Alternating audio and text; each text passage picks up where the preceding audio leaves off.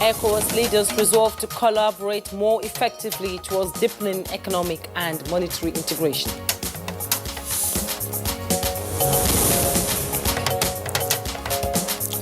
President Buhari cautions ECOWAS leaders against tenure elongation.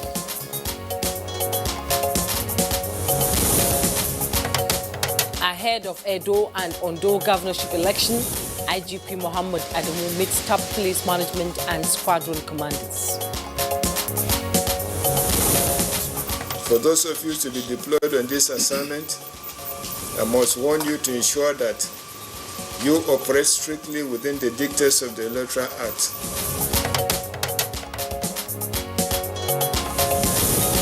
And on Good Morning Nigeria today, we shall discuss matters arising from the P&ID ruling.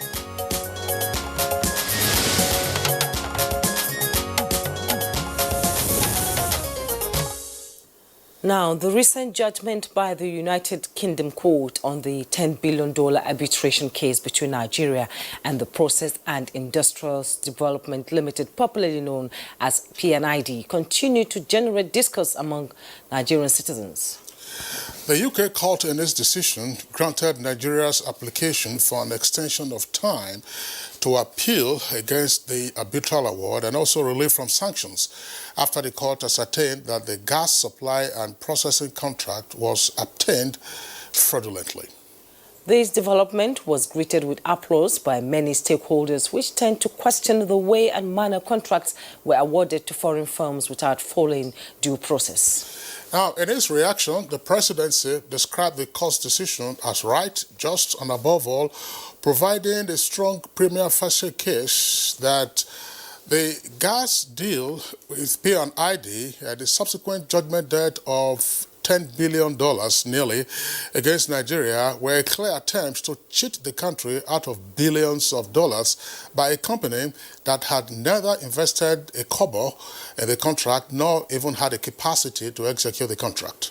And other analysts see it as a victory for the nation, which attests to the determination of the present administration to fight corruption in all ramifications. So, what does the latest decision mean to Nigeria? And is that the end of the matter, as some persons have been asking? And what lessons are there to learn from the latest court ruling and indeed the entire chase against P&ID? And what sanctions could there possibly be for those who aided and abetted the fraudulent contracts? And what should Nigeria do in the award of contracts in future or entering into any such agreement with foreign partners? This is Good Morning Nigeria, and I'm Kingsley Osadolo. I welcome you to the program. And I am Jumwa Yusuf. Thanks so much for joining us. We are transmitting live on the network service of the NTA from our studios here in Abuja. We shall bring you the morning news and also serve you other complimentary segments in the course of the program. But let's join Naja Atu Tijani with the morning news. Good morning, Naja. Good morning, Jumwa and Kingsley. Here is the morning news. ECOWAS leaders have resolved to collaborate more effectively to deepen the economic and monetary integration, as well as consolidating political stability, peace and security. Taking this position at the end of an extraordinary summit in Niamey, Niger Republic, the leaders expressed gratitude to President Muhammadu Buhari for providing coordinated strategic response to fighting COVID-19 in the sub-region.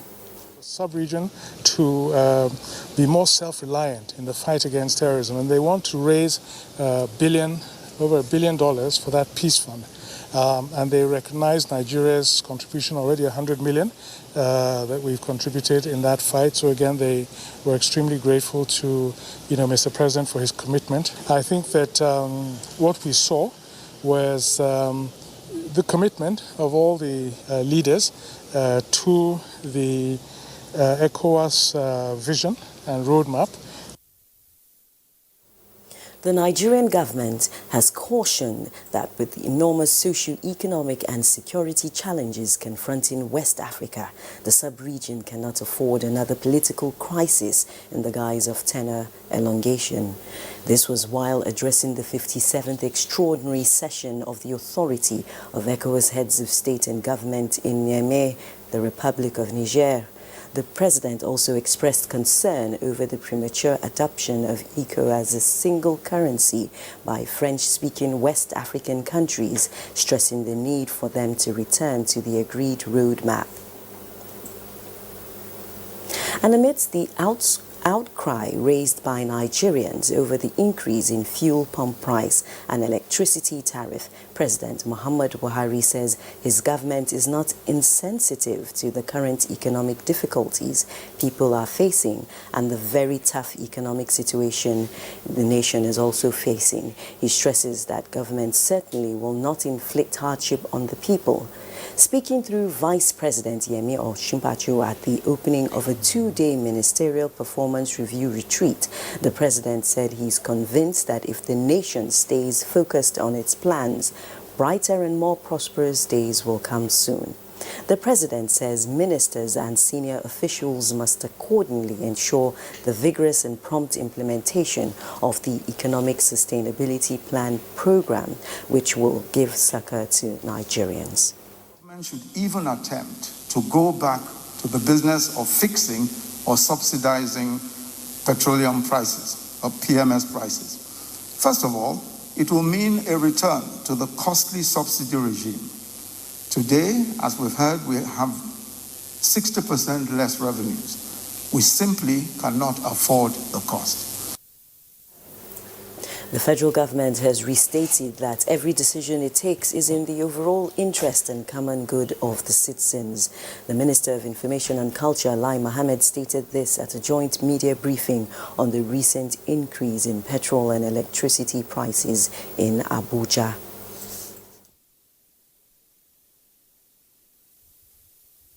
The angry reactions that have greeted the latest prices of premium motor spirit PMS are therefore unnecessary and totally mischievous. Gentlemen, the truth of the matter is that subsidizing fuel is no longer feasible, especially under the prevailing economic conditions in the country.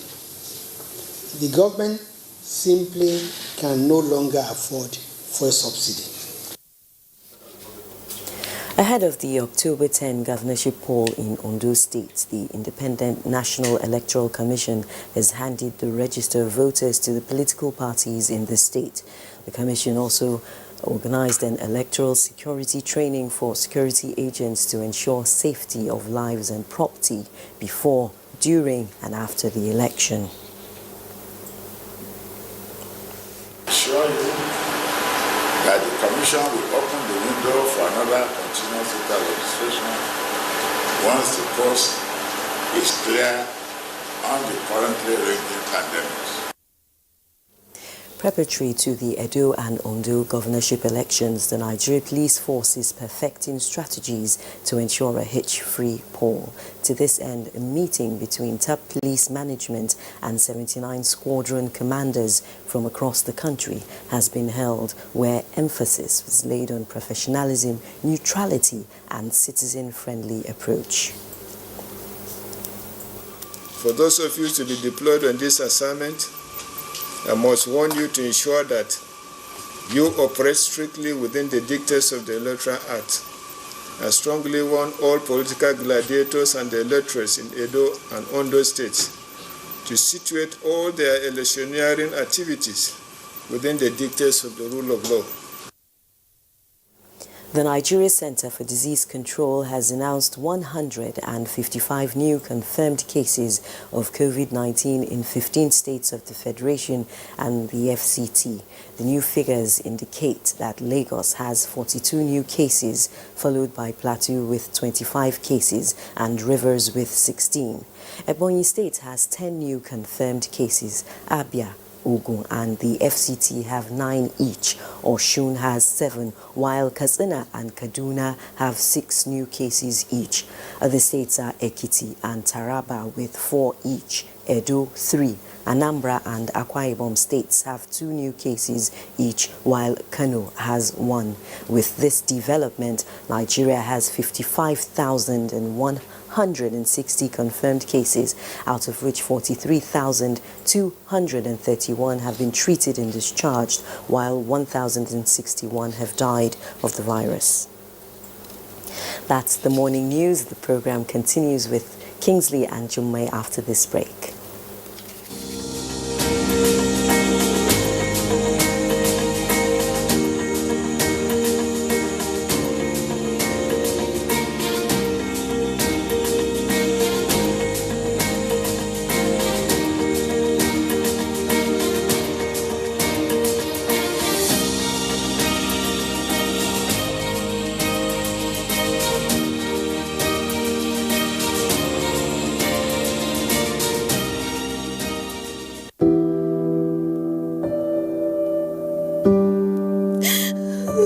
She cries.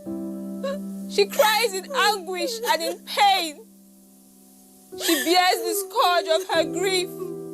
She toils in vain for justice and succumbs to silence. He gloats over his malady. Like a beast, he pounces with no remorse. Her cry means nothing. Her pain feeds her shame. Like an orphan, she's left to grieve in solitude. But no more will she cry in vain. Her adversaries will henceforth bear the brunt of their cruelty. Rape is evil. Rape is a plague, a pandemic of monumental consequences.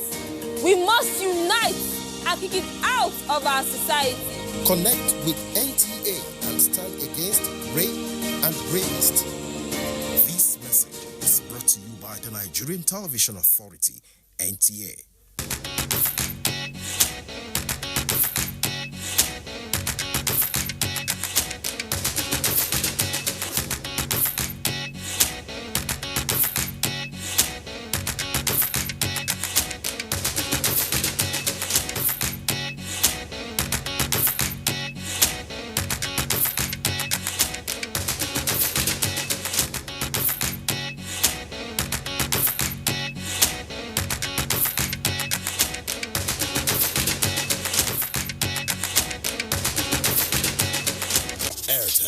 The smartphone network.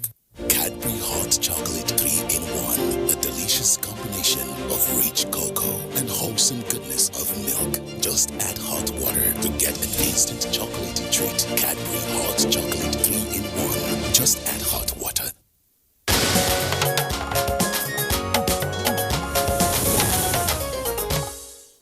Development experts advocate investment in infrastructure to attain Nigeria's Vision 2050. Let's join Kunle Ade for details. One of the major antidotes needed to achieve a booming economy is the provision of modern infrastructure. Successes recorded by developed economies have been attributed to functional infrastructure laid down. A development economist, Professor Ken Ife, said the commitment by the federal government to improve on the country's infrastructure should be sustained to attain the country's various visions. Infrastructure is a big one.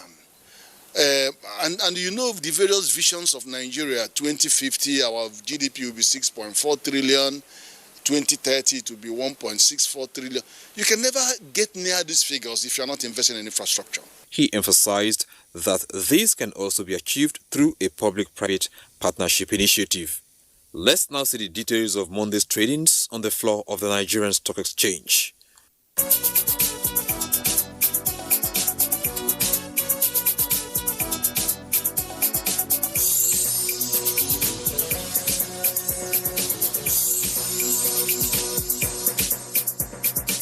With business news, I'm Kunle Ade. Many thanks, Kunle, for the business package. Coming up next is newspaper review.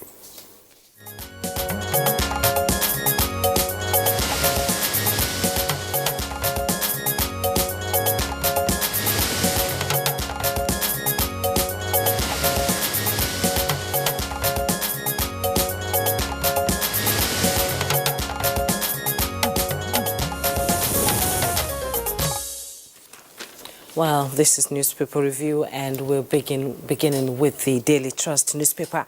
Just below the masthead, killings. This madness must stop. That's coming from the Sultan of Sokoto, And you find that story on page 8. Patients stranded discharged prematurely as doctors begin nationwide strike. Find that story on page 37. Importers get 30 days to clear 164 abandoned containers. Details on page 16. And the bold headlines on the Daily Trust newspaper: fuel subsidy removal irreversible, electricity tariff hike necessary. That's coming from President Muhammadu Buhari. With riders, petrol subsidy guzzles 2.124.16 trillion naira under APC. Oil cheapest in Nigeria. That's coming from Lai Mohammed, Minister of Information. FG policies anti-masses attributed to Afenifere and CSO civil society organizations in Nigeria. And you see the picture story there. President Buhari in Niger Republic. President of Niger, Muhammadu Issoufou. President Buhari, second. President of Senegal, Macky Sall, third. And President of Guinea-Bissau, Umaru Ebolo, during the 57th ordinary session of the ECOWAS Authority of Heads of States and Government in Niamey, Niger Republic, yesterday. And just below the picture story, Buhari warns West African leaders against tenure allegation. Buhari warns West African leaders against tenure allegation, and you find that story on page 4. North Central elders ask Buhari to sack civil service chiefs. You find details on page 4. 7-year-old girl murdered in Jos. Details on page 10. Yes, sir? All right. We also have the Nation newspaper, and we begin from top to bottom. 774,000 jobs recruitment ends in 2 weeks. 774,000 jobs recruitment ends in 2 weeks. That's on page 7. Kano loses 2 billion naira properties to rainstorm. Homes destroyed in Zamfara. Details on page 34. Otom urges local input in budget preparation. And troops kill 5 terrorists in Borno attack. That's on page 6. And below the name flag, Edo 2020. That's the governorship election due in 11 days. We have 4 headlines there with the stories in greater detail on page 33. Thugs stay put at Assembly Complex. Obaseki, that's the incumbent governor, I will accept defeat if I lose fairly. PDP to opposition, stop contriving violence. And Nollywood star Elliot, NGOs and others support Izeyamu. No return to petrol and power subsidy, says federal government. And Buhari seeks understanding, private sector gives qualified support. And for the story there, you have a number of highlights. These are also mini riders. Says mass metering of consumers to begin. Oil deregulation started March 18th. Solar power for 5 million households. NEC, that's the Electricity Regulatory Commission, to prevent exploitation. 10 trillion naira spent on subsidy in 13 years and 1.7 trillion naira spent to bridge tariff shortfalls. And tariffs in Nigeria amongst lowest in West Africa. Killings must stop, say Sultan and emirs. That's with regard to killings in the north, banditry, insurgency, and also the senseless killings as described in southern Kaduna. Doctors begin nationwide strike in Gige. Action unwarranted. And then you see the photograph there on the front page of the paper. The photograph says supporters and residents celebrating the Supreme Court victory with Kogi State Governor Yaya Bello at his Okene country home at the weekend.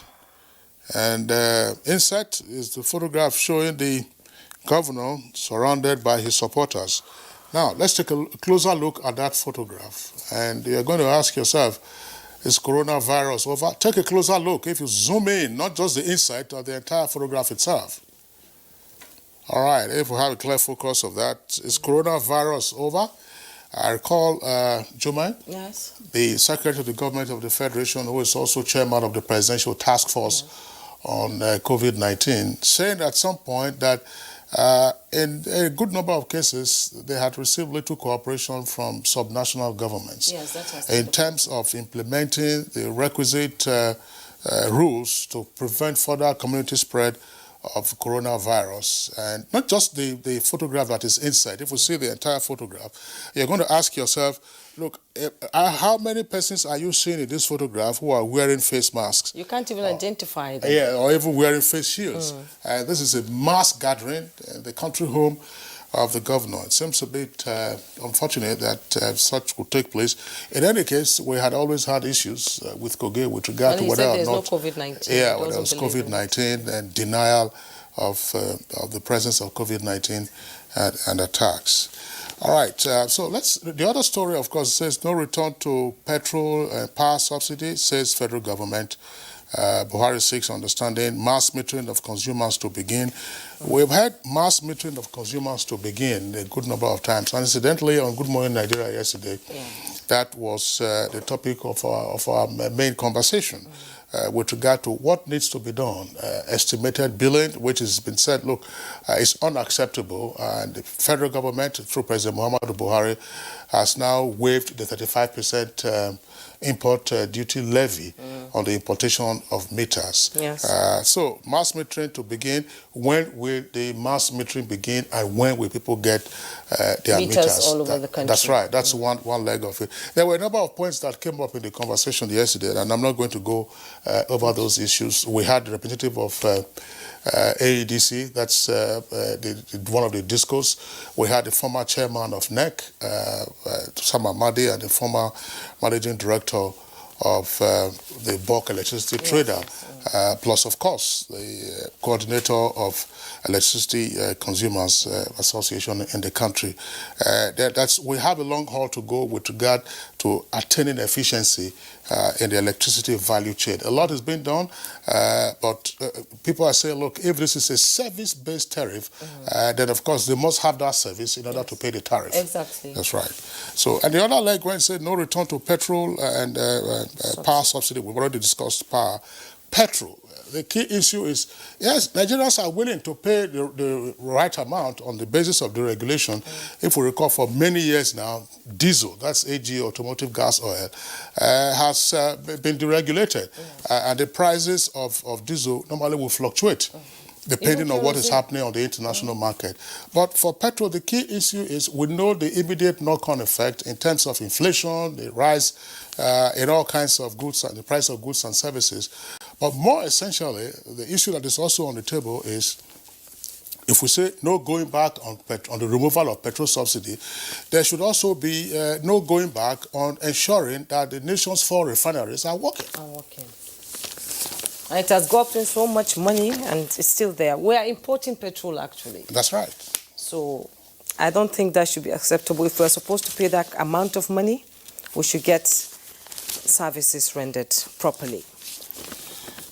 And Kingsley, something on the Daily Trust newspaper. Importers get 30 days to clear 164 abandoned containers from the Daily Trust newspaper. 164 abandoned containers. So how can they clear it if it has been abandoned? Well, it means let the owners come. This is preliminary to auctioning. Yes. They've given the deadline. If those whose containers remain there haven't come to clear them, then of course the containers will be auctioned quite clearly. But perhaps there had been delays arising from COVID-19, even though the ports were said to be operational. And then you have all kinds of bottlenecks around. I mean, it depends on where the containers are located. If it's Apapa and Tinkan, everybody knows how challenging it is to commute in that particular location. But it is the business of the importers and the clearing and forwarding agents to follow up accordingly. If they don't want to lose what is in the containers, then they follow up expeditiously to ensure that they are cleared. Otherwise, the containers will be auctioned. And a disturbing trend there, patients stranded, discharged prematurely as doctors begin nationwide strike. Well, that's the National Association of Resident Doctors. Again, the Honorable Minister of Labour and Employment says that the action is unwarranted. Yes, it is. Because conciliation is ongoing and the matters are not such that cannot be resolved. But in addition to what we are seeing now with regard to the Association of Resident Doctors, it appears that as soon as they are done with this, they may have to then face the strike action already called by Johesu, that's the other health workers. They have given their notice to begin their own strike, I believe, sometime next week. The question to ask is, how can the country continue to reel from one industrial action to the other? Some of them have been so prolonged, including ASU, for instance, and whenever they call it off, they say, oh, the strike is suspended. At some point, we will resume. I think that perhaps some ultimate solution has to be found to some of these issues and deal with them before they get out of control. Because in this moment that we are in, I don't think, doctors have sworn to save lives. And if in this moment of COVID-19, they go on strike, what happens? The consequences are already there. I mean, that's for those who go to public hospitals. They say they're being turned back. Yes. And they've been discharged? Yeah, some of them have been discharged. I mean, I recall there was one of these industrial actions sometime in 2014. I mean, there was a gentleman whom I knew very well. He lost his life in Benin, at the University of Benin Teaching Hospital. They were on strike in 2014, and he never recovered. So there are fatalities arising from all of these issues. We know that they have good grounds, to seek better conditions of service, to seek better work environment and equipment of their hospitals. But a strike is actually a weapon of last resort for workers. Yes. But it has turned out that, as we have seen in Nigeria, it's often a weapon of first resort. Just a very sad. All right, so let's take a look at the editorial.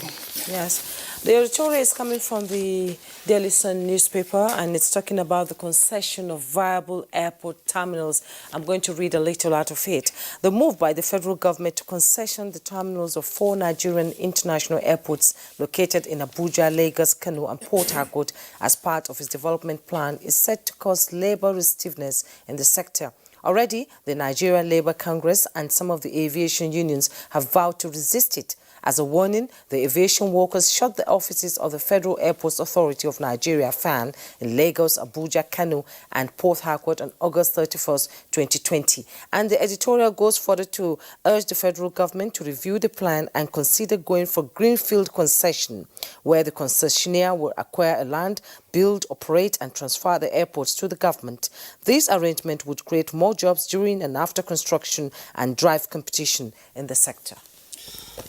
The editorial, of course, is talking about the plan by the Ministry of Aviation to concession airport terminals at the 4 airports that are said to be most viable in the country. Murtala Muhammed Airport in Lagos, of course, the Abuja Airport, Kano, as well as Port Harcourt. And we have seen reports of the staff demonstrating and claiming that there will be job losses. Of course, there are labor issues to deal with when you have plans of this nature to concession. The editorial raises a number of significant points, but also the editorial, in my opinion, doesn't consider some other equally significant points. For one, the editorial says, look, MMA2, that's Murtala Muhammed Airport 2, that's a domestic airport in Lagos, was concessioned to Bicotney, and unfortunately that concession arrangement has been entangled in legal disputes. The editorial appropriately advises that there should be lessons to draw from that concessioning agreement, which is fine. But the editorial then says, look, why concession for viable airports? Why don't you ask potential developers to look for greenfield projects? You can't build airports all over the place in the first instance. And where the editorial says that they should acquire land and build, operate, and transfer to the government, how much land does the federal government own? That's the question to ask, because by the provisions of the Land Use Act, land is entrusted in the governor of a state, so it belongs to a state government. Now, if a state government is not interested in concessioning land for an airport or in granting release for the construction of an airport, what happens? We know that a number of state governments have of course, embarked on the construction of airports, and some of those airports are already running. So to whom, therefore, is that advisory directed? To say, go and have greenfield projects. And more importantly, the fact that those airports are viable now doesn't mean that the airports couldn't be made even more efficient and more profitable. You recall we discussed this about a week or so ago. What is the attitude to work? The federal government has tried, particularly under the ease of doing business. We saw the tremendous improvement at the terminal in Lagos, and also, I believe, here in Abuja. But if concessionary will make the airports much more profitable, why not? We saw what happened to Heathrow Airport. Heathrow Airport is not owned directly now by the British government. We have seen the efficiency that has come to Heathrow Airport. So if more money is going to accrue from that, and of course it goes to the business owners as well as to the employees and invariably also to the government, why not? Well, that's newspaper review for now. We'll take a break. When we return, our conversation begins. NTA TV College Jos, an affiliate of Ahmadu Bello University Zaria, is currently admitting students for its ordinary diploma programs in television journalism, television production, and television engineering. Interested candidates are advised to obtain relevant information concerning eligibility at our website at www.ntatvc.edu.ng or marketing department of any NTA station nationwide. For further information, contact Assistant Director, Marketing, NTA TV College Jos on 0803-314-4383 or the Academic Office of the College on 0806-980-9807. Announcer, Registrar.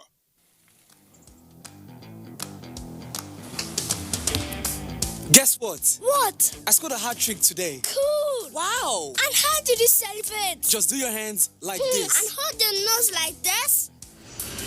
Body odor is caused by germs. That's why you need the new improved Dettol Cool Soap, which protects against 99.9% odor-causing germs with an extra burst of menthol freshness. Dettol, be 100% sure.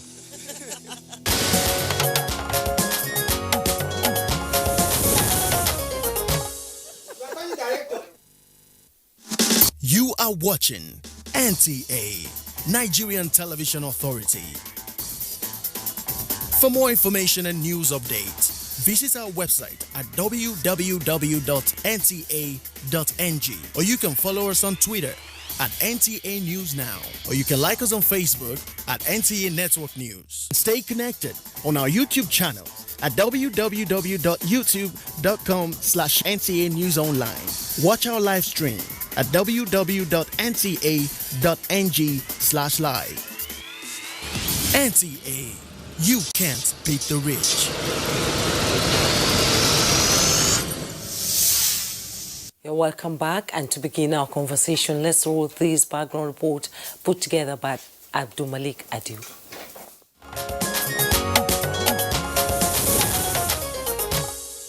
On January 11, 2010, PNID signed a gas supply and processing agreement with the Ministry of Petroleum Resources on behalf of the Nigerian government.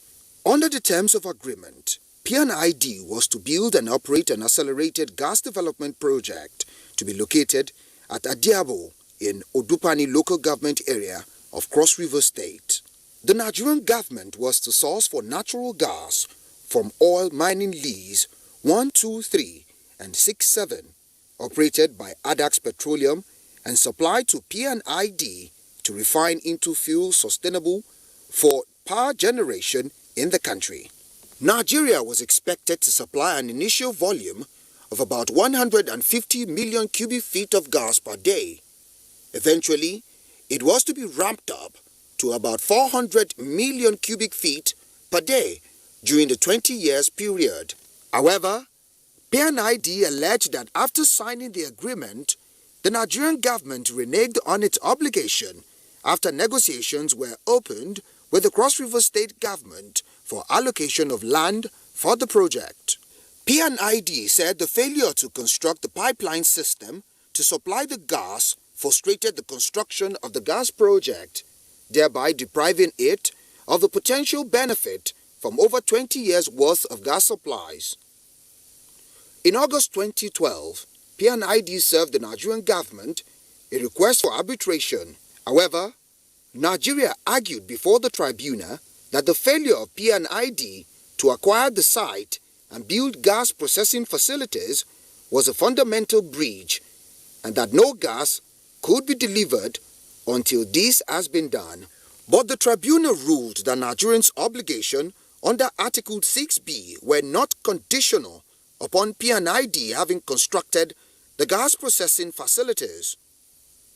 In July 2015, the Arbitral Tribunal found that Nigeria had repudiated its obligation under the GSPA and the P&ID had been entitled to accept the repudiation and claim damages for breach.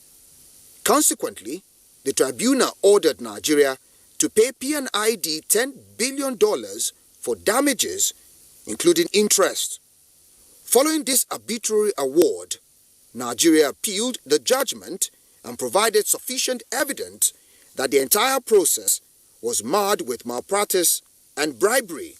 In its judgment, the court ruled that Nigeria has established a prima facie case that the gas supply and processing was procured by bribes and paid to insiders as part of a larger scam to defraud Nigeria and grant Nigeria an extension of time and relief from sanctions.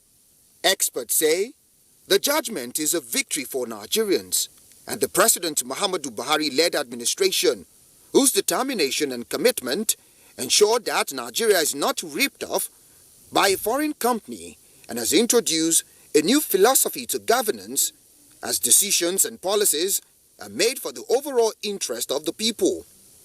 On Good Morning Nigeria today, we shall discuss matters arising on the P&ID ruling.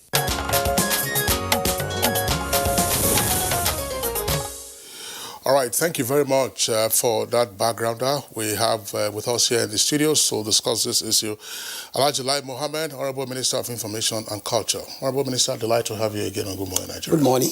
All right. Also here with us, Niye Akinsiju, who is an investment and financial analyst, one of our regular guests on Good Morning Nigeria. Niye, pleasure to have you with us. Thanks so much. It's a pleasure.